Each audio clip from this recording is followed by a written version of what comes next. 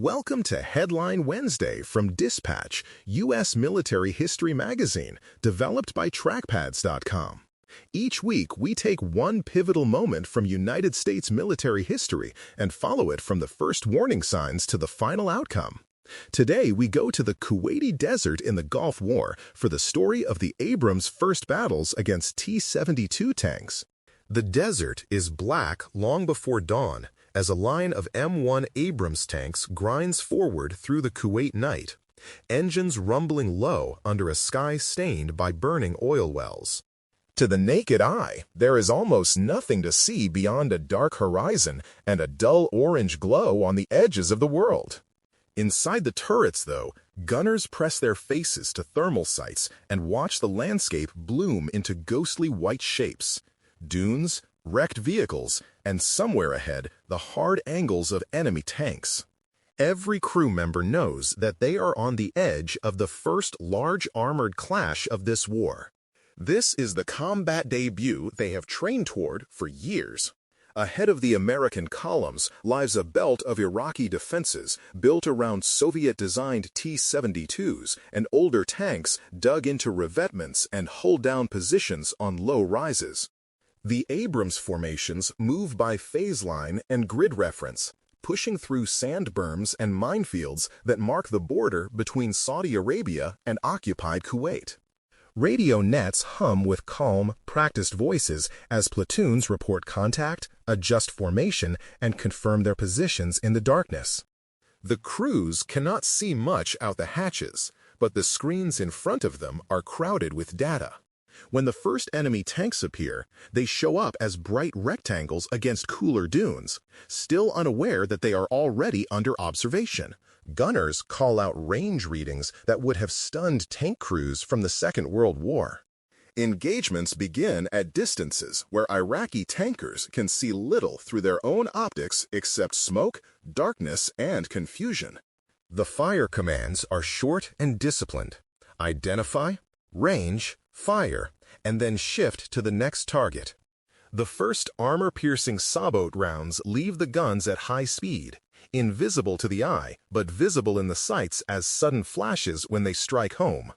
Within minutes, the ground in front of the Abrams line is dotted with burning vehicles and secondary explosions as ammunition cooks off. The American tanks pause just long enough to confirm kills and scan for fresh threats before rolling forward again to the next phase line. It feels, to many crews, like a one-sided contest in which they can see and hit far better than the enemy. The destruction is real and deeply serious, but the process itself is brutally efficient. Behind each shot stands years of work on gunnery tables and fire control systems designed to remove as much guesswork as possible. As the horizon flickers with new fires, more than one tank commander senses that something in the story of armored warfare has just shifted in a very public way. Those early duels between Abrams tanks and T-72s are not just another set of scattered contacts on a wide front.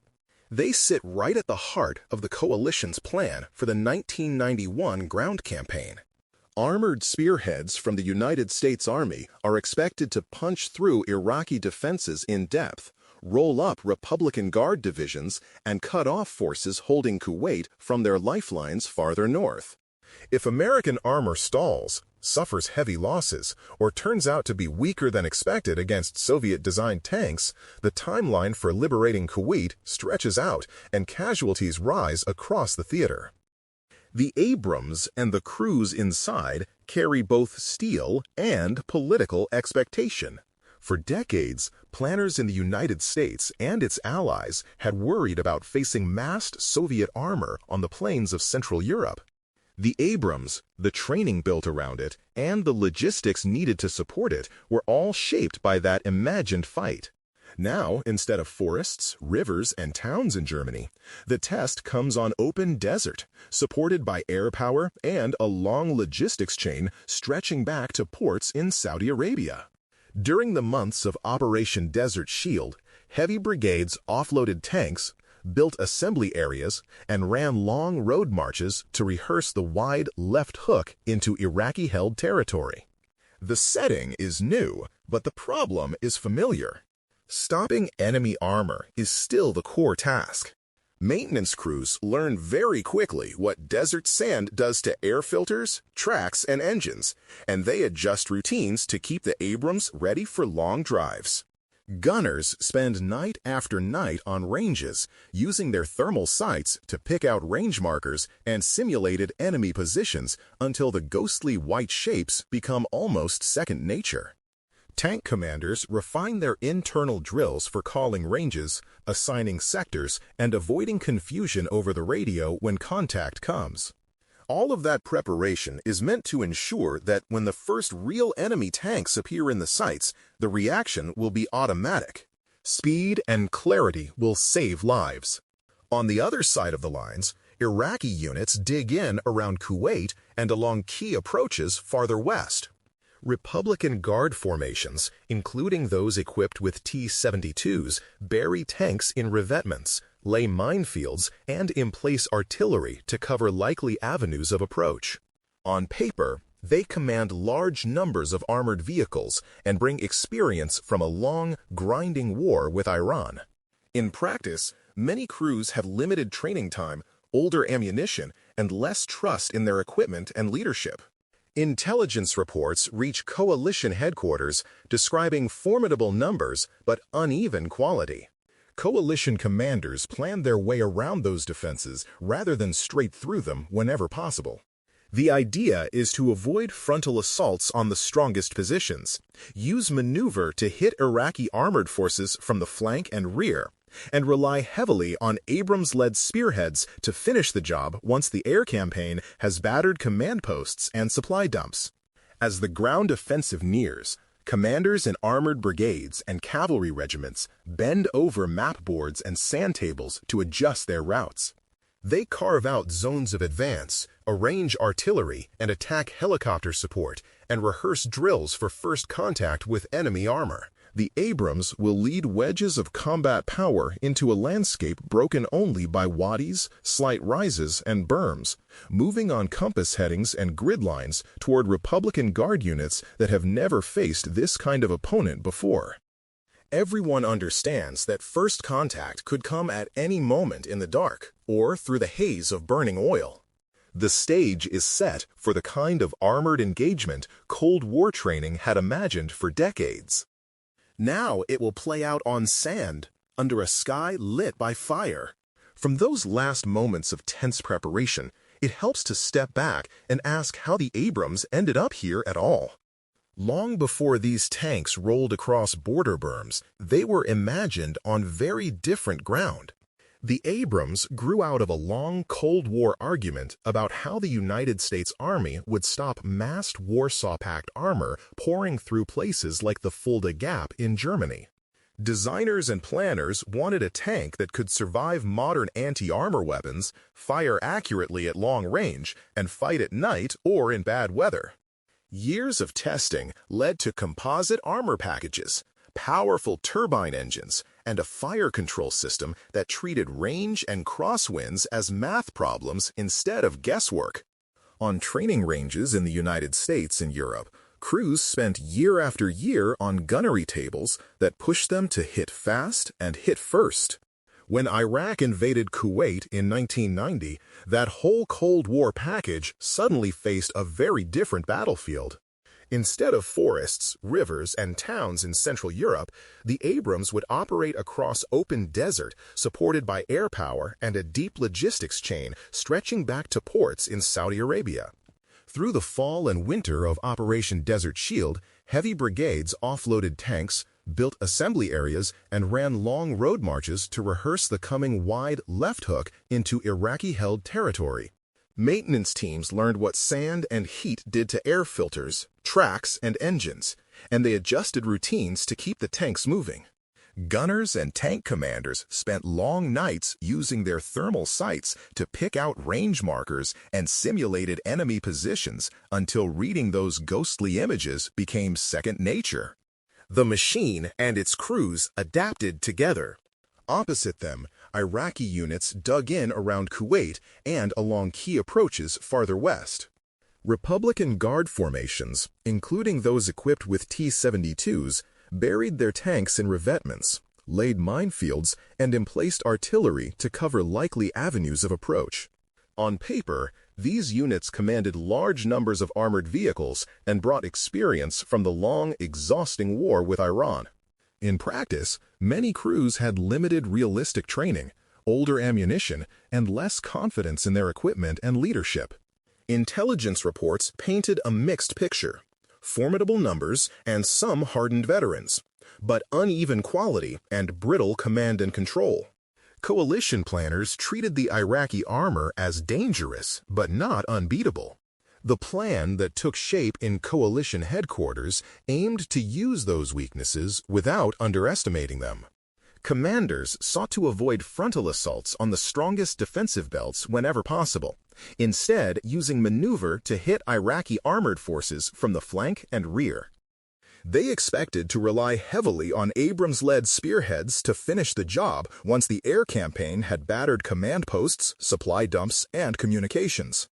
As the ground offensive neared, brigade and cavalry commanders bent over map boards and sand tables to refine the details. They carved out zones of advance, arranged artillery and attack helicopter support, and rehearsed drills for first contact with enemy armor until the steps felt routine. Everyone understood that the first real test would come quickly. When the ground offensive finally began, Abrams-equipped units rolled north and northwest in great arcs, kicking up walls of dust as they crossed the border. In cavalry formations screening ahead of the main corps, tank and scout platoons pushed past scattered resistance and wrecked vehicles that marked weeks of airstrikes. The first sharp clashes with T-72s often came suddenly, when lines of heat signatures appeared on thermal sites just beyond low ridges or berms. Company and troop commanders snapped out quick-fire commands, and Abrams gunners engaged targets at ranges where Iraqi crews struggled to see anything through smoke and darkness. In some of these opening contacts, entire enemy platoons were knocked out in minutes. It was brutally fast. Farther east, armored brigades driving toward Iraqi positions outside Kuwait City threaded their way through minefields and obstacle belts to close with Republican Guard defenses. There, the duels took on a slightly different character. Iraqi tankers sometimes fired from hull-down positions or from the edges of small rises, hoping to catch advancing Abrams in the open. American crews answered with practice drills, using their optics to spot muzzle flashes and subtle heat shapes, then returning armor-piercing and high-explosive rounds with punishing speed. Artillery and close air support hit suspected strongpoints, while Abrams platoons shifted laterally to avoid obvious kill zones and to force Iraqi guns to traverse under fire. Movement and fire stayed tightly linked. In one sector, a cavalry regiment's advance across seemingly featureless desert carried it straight into a concentration of Iraqi armor pinned by sand and poor visibility. On a different day, with different equipment, that contact might have turned into a chaotic meeting engagement at close range. Instead, it became a one-sided contest built around range, optics, and crew training. Abrams tanks halted on favorable ground, quickly ranged multiple targets, and began a methodical destruction of T-72s and other vehicles that tried to move or withdraw.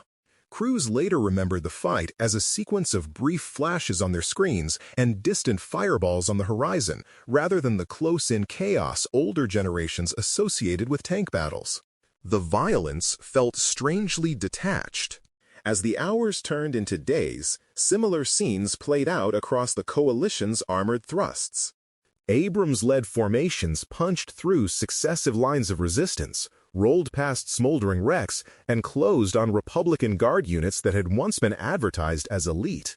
Iraqi counterattacks, when they came, often lacked coordination and situational awareness.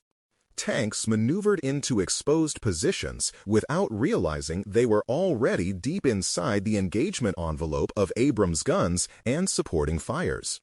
The result was a series of engagements where Iraqi armor died quickly, and often without ever seeing what killed it. The imbalance was obvious to everyone on the ground. Yet, for all the apparent one-sidedness, American crews never treated the desert as safe. A single misstep into a minefield, a moment of misidentification in the haze, or one well-placed round from a surviving gun could still turn a platoon's fortune in an instant.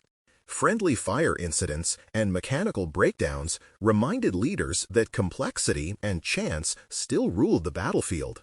The biggest tests for the Abrams and its crews lay not just in isolated duels, but in sustaining that edge while driving deeper into Iraqi-held territory. Ahead waited the core Republican Guard formations that anchored Iraq's outer shield around Baghdad. The desert duels were both a proving ground and a warning. From those hard days and nights in the desert, one core advantage stands out when veterans talk about what actually turned the duels. The Abrams could see first and hit first before many Iraqi crews even realized they were in danger. Thermal sights let American crews pick out T-72s and other vehicles as bright shapes against otherwise empty desert, whether it was night, twilight, or a smoky midday. The fire control system handled range and lead calculations in fractions of a second, turning gunnery into a process of stable platforms, crisp calls, and confident trigger pulls instead of hurried guesses through old optical sights. In that environment, the first accurate shot was often the only one that really mattered.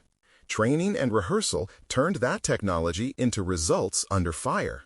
Abrams crews had spent years on gunnery tables and maneuver exercises where speed, communication, and precision were constantly measured and judged. Operation Desert Shield gave them months more to adapt those habits to sand, dust, and heat, working the kinks out of both machines and routines. When contact finally came, tank commanders and gunners fell back on patterns that were almost automatic. Identify, range, engage, and then shift to the next target. Iraqi crews in T-72s and other tanks often had less practice, less realistic training, and less trust that their leaders would back initiative under fire. In the first minutes of each clash, that difference in preparation showed just as clearly as any technical edge. Combined arms support tilted the scales even further. Artillery and airstrikes had already torn into Iraqi command posts, ammunition dumps, and morale long before many Abrams rolled within gun range. Attack helicopters and fixed-wing aircraft worked the flanks and rear of Iraqi armored formations, while Abrams units focused on the tanks and vehicles directly in front of them. When Iraqi commanders ordered counterattacks, those movements often ran straight into a web of observation and fire they could neither see nor disrupt. Radio intercepts, scouts, and aircraft fed information into that web, so movement itself became dangerous. The Iraqi side rarely enjoyed the same clarity. Even with all of those advantages, the outcome was not simple or automatic. Mines waited under the sand, misidentification lurked in every haze-filled view, and sheer chance still produced losses. Friendly fire incidents and mechanical breakdowns in the harsh environment reminded commanders that complexity ruled the battlefield, no matter how good the optics and armor were. The turning point lay not in perfection, but in a consistent pattern. The Abrams and its crews could absorb friction, mistakes, and bad luck and still maintain an overwhelming edge in the moments that decided each fight. That resilience under pressure was as important as any single piece of equipment. In the immediate aftermath of the ground campaign, the visual evidence was hard to ignore. Photographs and footage showed burned-out T-72s and other Iraqi tanks scattered across desert battlefields, where Abrams units had taken little visible damage in return. Republican Guard formations that had once been billed as hardened and elite were shattered or forced into rapid retreat. The coalition's rapid advance, capped by the liberation of Kuwait and the collapse of organized Iraqi resistance in the theater, gave political leaders exactly the short, decisive campaign they had promised. For soldiers who had grown up on stories of brutal, attritional tank battles in earlier wars, the contrast was striking and at times unsettling. Those desert duels quickly became case studies for planners and instructors in many armies. For armored forces in the United States and allied countries, they reinforced a belief in the value of high-end tanks, advanced sights, and disciplined gunnery. Lessons from the campaign flowed into doctrine and training, stressing the importance of fighting as part of a true combined arms team. Instructors pointed to the need for a strong logistics base in harsh environments and for integrating intelligence and surveillance into every move of an armored spearhead. Later operations would refine, challenge, and complicate those lessons, but the Abrams debut left a powerful first impression that shaped procurement debates and rival modernization programs around the world. At the same time, thoughtful officers and analysts warned against drawing overly simple conclusions. Iraqi units had gone into battle after weeks of punishing air attacks, with gaps in training and severe command and control problems that no tank design could fix. The next opponent might bring better electronic warfare, more modern tanks, sharper crews, or new anti-armor weapons that would cut into the Abrams advantages. The triumph of American armor in the desert did not erase the need for infantry, engineers, artillery, and air power. It underlined how lethal a tank could be when all of those parts worked together in one coordinated system. Today, discussions of armored warfare often center on drones, precision missiles, and hard urban fights, yet those early 1991 engagements still matter. They remind students of military history and serving professionals that technology, training, and leadership can combine to produce surprising, even shocking results when metal meets metal on open ground. The Abrams' first duels with T-72s in the desert showed what happens when a force that can see farther, hit faster, and think more clearly meets an opponent already stressed by air power and thin preparation. That memory continues to inform staff rides, classroom discussions, and war games wherever soldiers and scholars study modern land combat. You can hear more stories like this in the Dispatch audio editions of Headline Wednesday, and continue the conversation with fellow readers in the United States Military History Group on LinkedIn. Headline Wednesday is developed by trackpads.com as part of Dispatch U.S. Military History Magazine.